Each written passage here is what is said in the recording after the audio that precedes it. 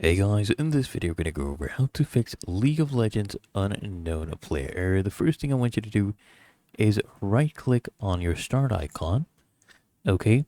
And then come here and click on a task manager. So we're opening task manager, and what we're going to be doing in task manager, we're going to be ending any league related processes.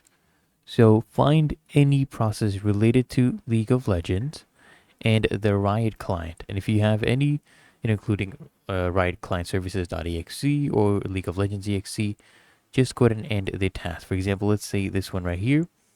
Okay, just select the task, click on end task. So do that. And then what I want you to do, guys, is relaunch the clients after you've closed all the related processes. Reopen a League of Legends client and just log in with your account credentials.